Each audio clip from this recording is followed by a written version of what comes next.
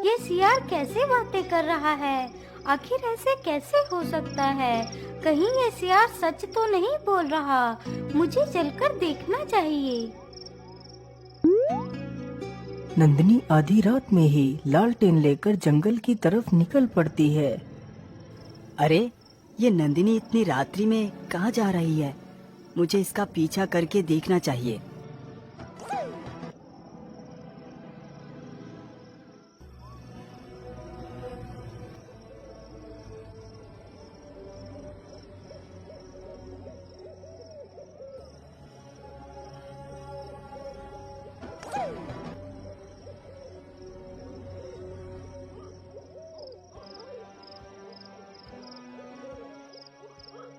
किशोर अपनी पत्नी का पीछा करते हुए काफी दूर निकल जाता है।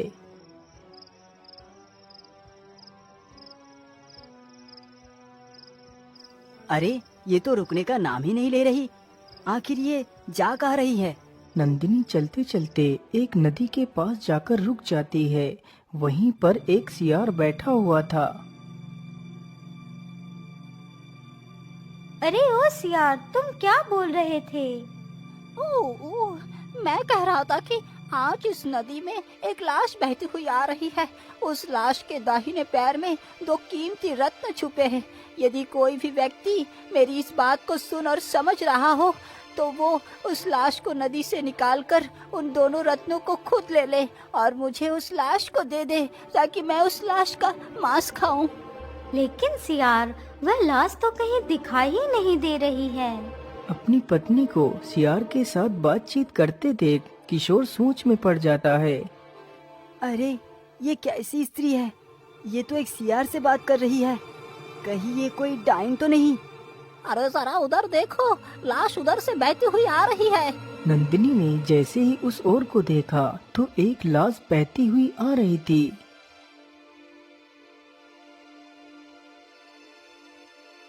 अरे तुम जल्दी से नदी के अंदर उतरो, नहीं तो वो लाश तथा वो कीमती रत्न तुम्हारे हाथ से निकल जाएंगे। ये बात सुनते ही नंदिनी पानी में उतर जाती है और वह जल्दी ही लाश को पानी से बाहर खींचकर ले आती है।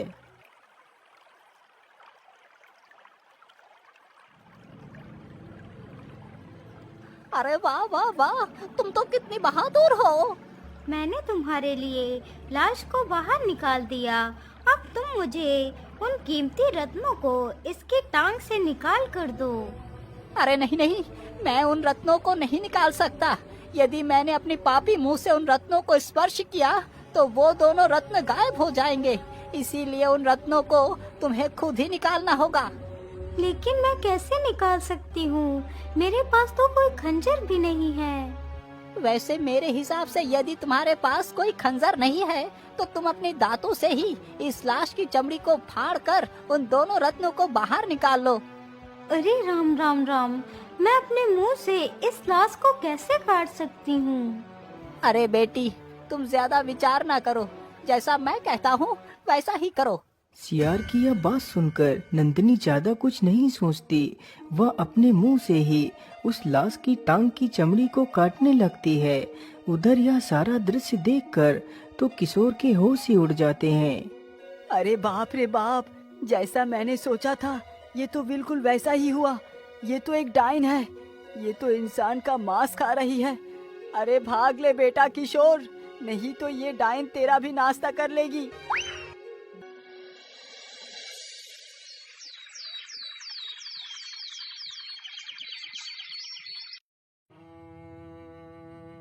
अरे बेटा, ये कैसी बातें कर रहे हो? आखिर 2 दिन पहले ही तो तुम्हारा विवाह हुआ है और आज तुम बहू को घर से भगाने की बात कर रहे हो। पिताजी, मैं एकदम ठीक कह रहा हूँ। मुझे इसके साथ नहीं रहना। आप इसे आज ही इसके मायके छोड़ कर आओ।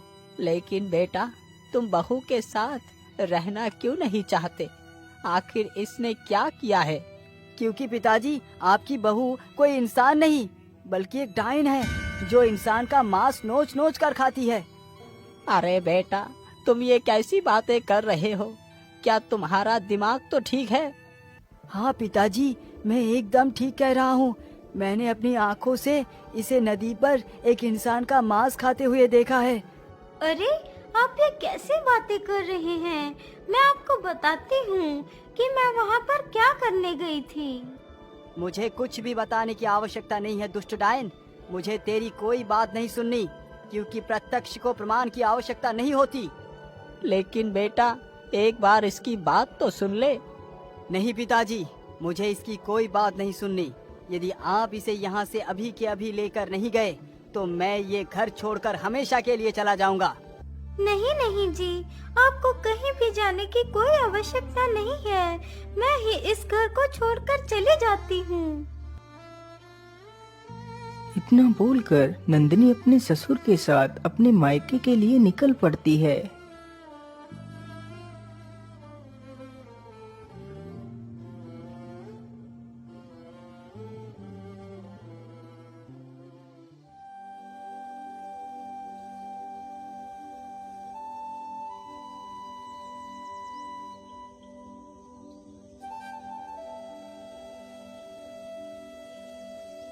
वह दोनों चलते चलते काफी दूर निकल जाते हैं।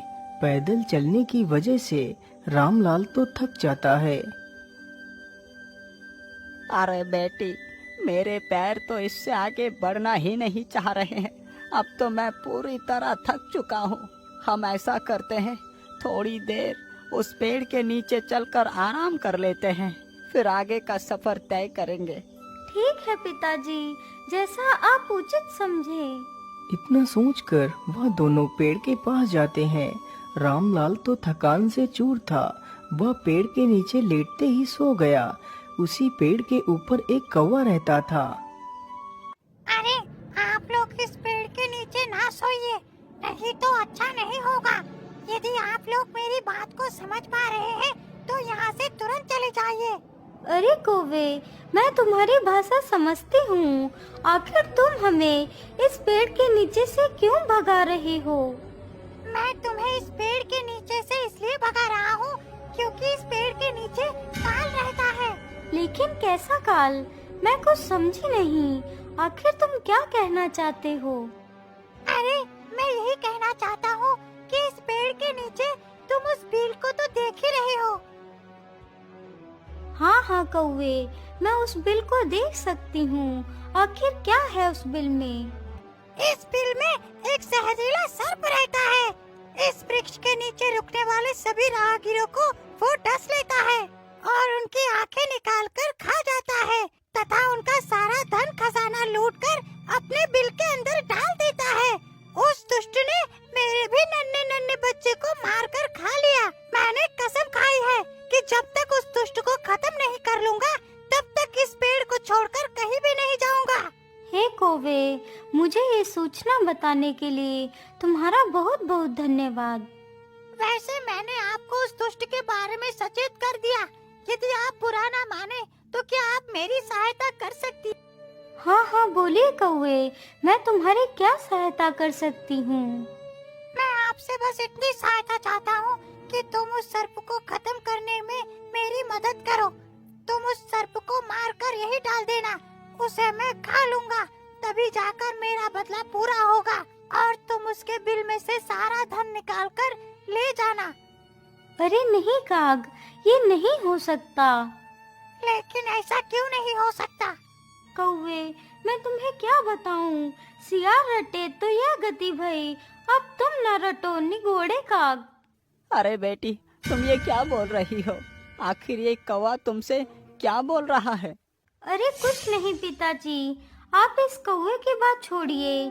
चलिए अब हमें यहाँ से निकलना चाहिए। नहीं पुत्री, पहले तुम मुझे सच्चाई बताओ कि आखिर ये कौवा तुमसे क्या कह रहा है और तुमने ये क्यों बोला? सियार रटे तो ये गति भाई, अब तुम न रटो निगोड़े काक, इसका क्या मतलब है? पिताजी, मैं इन पशु पक्षियों की भाषा को बोल और समझ सकती हूँ। सियार रटे तो ये गति भई का मतलब है कि मैं अपने कमरे में लेटी हुई थी। आपके पुत्र तो सो रहे थे, लेकिन मुझे नींद नहीं आ रही थी। तभी एक सियार की आवाज आई कि नदी में एक लाश बहती हुई आ रही है, जिसके दाहिने पैर में 2 रत्न छिपे हुए हैं। यदि कोई व्यक्ति मेरी इस बात को समझ रहा है तो वह नदी के किनारे पर आ जाए। यह सुन के मैं जल्दी जल्दी नदी के पास जा पहुंची। इसके बाद क्या हुआ पुत्री? पिताजी, मैं नदी पर तो पहुंच गई थी, लेकिन कोई खंजर नहीं ले जा पाई, जिसकी वजह से मैं अपने दांतों से ही उस लाश की टांग को फाड़कर उन दोनों रत्नों को निकाल कर ले आई। लेकिन यह सब कुछ करते हुए मुझे आपके बेटे ने छिपकर देख लिया। उन्हें लगा कि मैं एक डायन हूँ जो इंसान का मांस खाती है।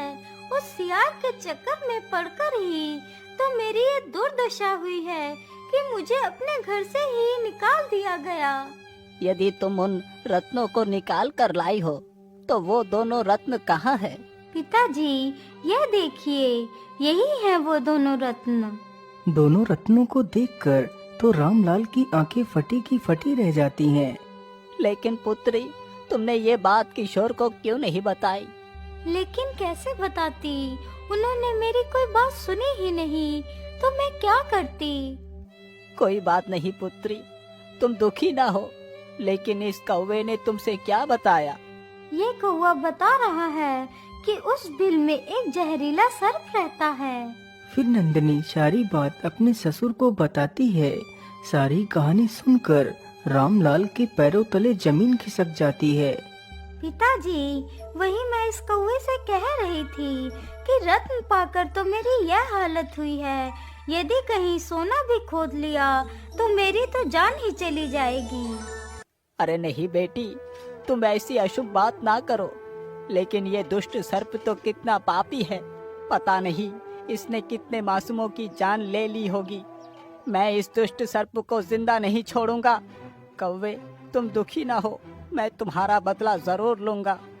लेकिन पिताजी, आप उसे मारेंगे कैसे? बेटी, ये तो मैंने भी नहीं सोचा। अब तुम ही बताओ, क्या तुम्हारे पास कोई युक्ति है?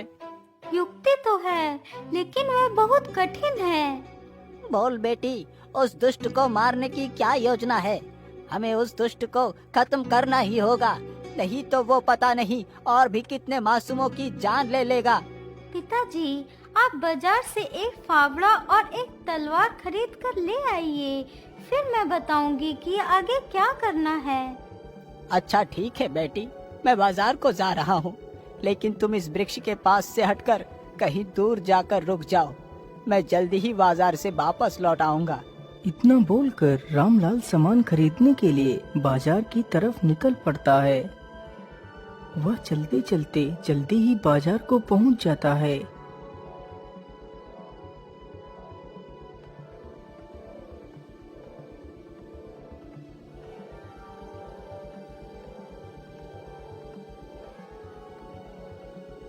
अरे लोहार भाई, आप मुझे एक फावड़ा तथा एक तलवार दे दीजिए। लोहार तुरंत ही एक तलवार तथा एक फावड़ा दे देता है। तलवार और फावड़ा लेकर रामलाल तुरंत ही वापस चल पड़ता है।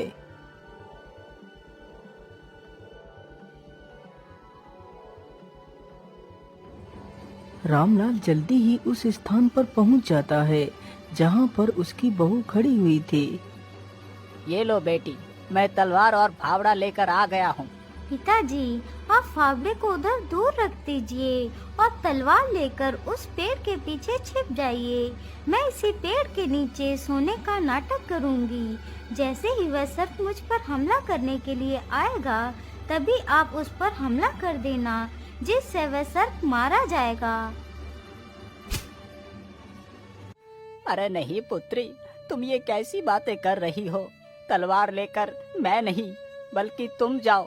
मैं तुम्हें कोई भी खतरा मोड़ नहीं लेने दूंगा। अभी तुम्हारी पूरी जिंदगी पड़ी है जीने के लिए, और मेरा क्या, मैं तो अपनी जिंदगी जी चुका हूँ। मुझे कुछ हो भी जाए तो भी कोई फर्क नहीं पड़ता। अरे नहीं पिताजी, आप ये कैसी बातें कर रहे हैं? मेरे रहते हुए आपका कोई भी बाल भी बांका नहीं कर सकता। इतना बोलकर नंदिनी तलवार लेकर पेड़ के पीछे छिप जाती है और रामलाल चुपचाप वहीं पेड़ के नीचे लेट जाता है और सोने का नाटक करता है। कुछ देर गुजरने के बाद वह सर्प पेड़ की तरफ ही बढ़ता हुआ चला आ रहा था। अरे वाह वाह वाह, आज फिर से एक नया शिकार मेरी प्रतीक्षा कर रहा है। सर्प जैसे ही रामलाल के करीब आता है, तभी पीछे से नंदिनी तलवार से उस सर्प के 2 टुकड़े कर देती है। यह देखकर कौवा बड़ा खुश हो जाता है।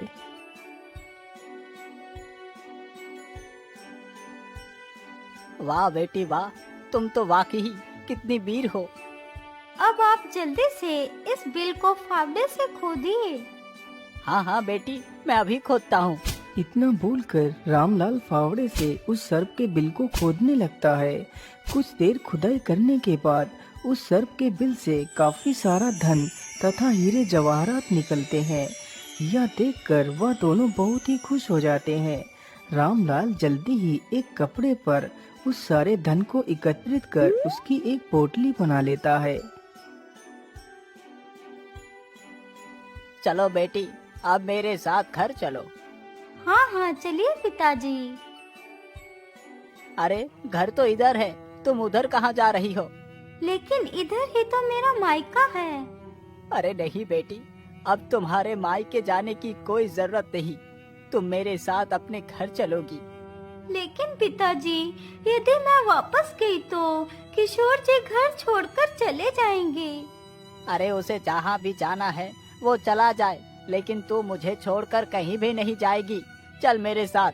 इतना कहकर रामलाल नंदिनी को भी अपने साथ ही ले जाता है।